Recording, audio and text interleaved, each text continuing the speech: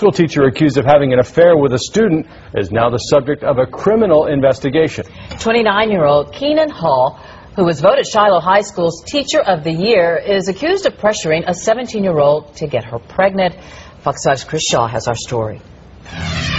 According to this handwritten letter penned by a 17-year-old student, the affair began after school one day in October of last year at Shiloh High. He says he went to language arts teacher Keenan Hall for help studying. Hall was recently recognized by this website for being the school's Teacher of the Year. The student writes, "She began touching me on my leg and then asked me when was I going to let her molest me."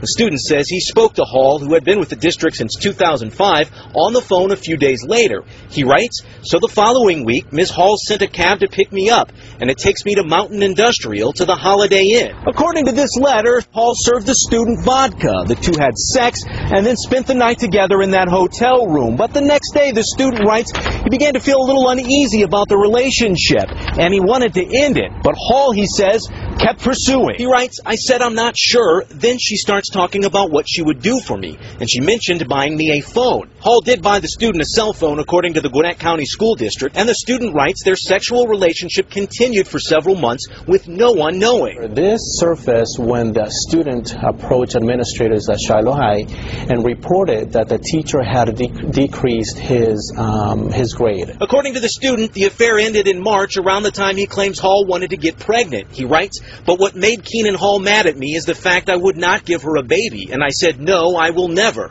In retaliation, he claims, Hall gave him a failing grade he did not deserve. That's when he went to school leaders, and they immediately began this investigation. We tried to reach Ms. Hall at her home today, but she was not there. There are two separate investigations going on right now. One is a criminal investigation. Police have completed that. They have handed it to the Gwinnett County District Attorney's Office, and at some point in the next few days, the DA will decide what to do next and if criminal charges will be filed. Another investigation is going on with the state board that licenses teachers. They will decide whether or not Ms. Hall will lose her teacher licensing. Reporting live in Gwinnett County, Chris Shaw, Fox 5 News.